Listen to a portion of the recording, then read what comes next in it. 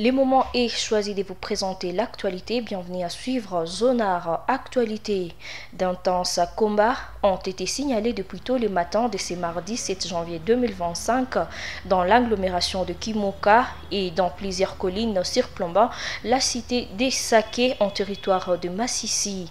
Selon des sources locales, les rebelles auraient profité d'une altercation entre des groupes Wazalendo qui se disputaient la gestion des barrières pour s'effrayer en passage, essayant de se rapprocher du dernier verrou sécuritaire des Goma. Au moins 3 personnes ont perdu la vie après que le M23 ait lancé une bombe qui a fini sa course au quartier Birere à Saké, selon nos sources consultées. Des combats intenses ont été signalés depuis très tôt ce matin entre les forces armées de la République démocratique du Congo, soutenues par les Wazalendo, contre la coalition du M23 par RDF autour des Saké, particulièrement dans la zone des Kiouli, autour des 3 antennes qui surplombent cette cité stratégique, dernier verrou avant la ville de Goma. Dans les débuts de l'après-midi, une avancée des forces armées de la République démocratique du Congo a été observée. L'armée a pris le contrôle de la colline des 3 antennes à Saké, repassant ainsi les rebelles du M23. La riposte farouche face à l'appui rwandaise. En plein combat, cet après-midi, les forces armées de la République démocratique du Congo intensifient leurs efforts contre les mouvements rebelles du M23 à Saké, tout en prenant les contrôles d'Engungu en territoire de Massissi. Au moins 4 civils, dont un enfant et une femme, ont été tués et d'autres blessés ce mardi 7 janvier 2024 dans la matinée dans l'explosion d'un obus à Saké. C'est précisément au quartier Birere 2, non loin de la ville d'Igoma. Selon les sources locales, autour des 10 heures, un obus qu'on croit avoir été largué par les mouvements rebelles du M23 depuis la colline de Kiouli, surplombant Saké, a fini sa course sur une maison d'habitation.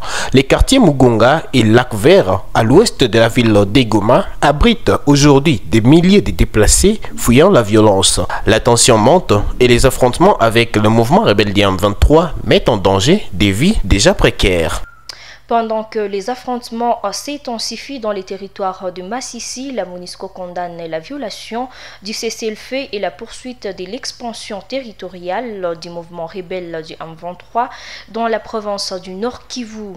Dans un communiqué rendu officiel ce mardi 7 janvier 2025, cette mission onusienne a fustigé différents massacres perpétrés contre la population civile et les déplacements de plusieurs dizaines de personnes suite aux attaques des rebelles. Suivez ces commentaires. Dans un communiqué rendu officiel ce mardi 7 janvier 2025, la mission de l'Organisation des Nations Unies pour la stabilisation en République démocratique du Congo, MONUSCO, a condamné la violation du cessez-le-feu et la poursuite de l'expansion terroriste du mouvement rebelle du M23 au Nord Kivu.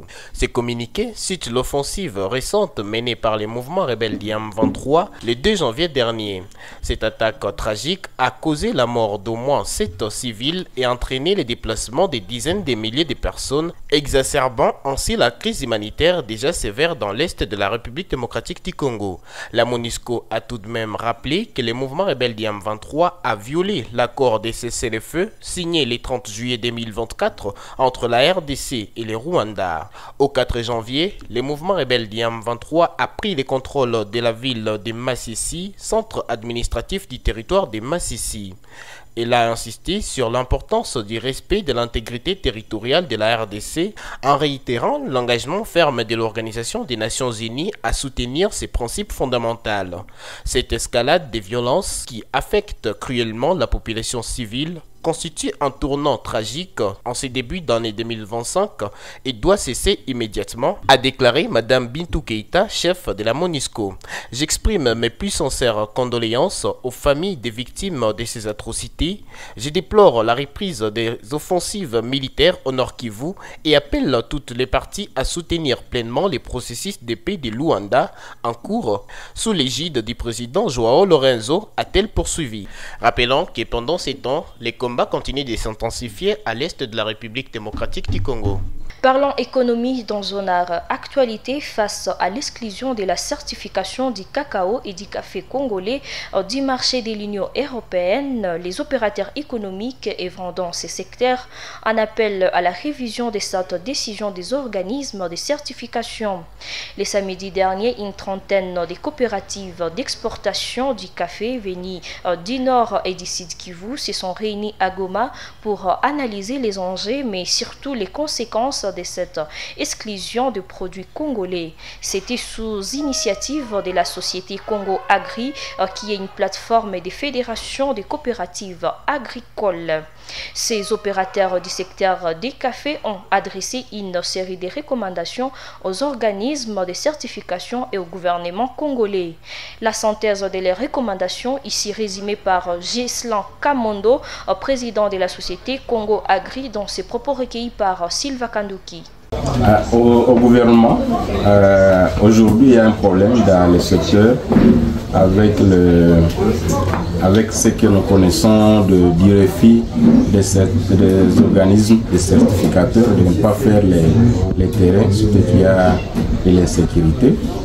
Nous demandons d'abord à nous les rassurer que nous sommes dans la zone et l'insécurité existe depuis un temps.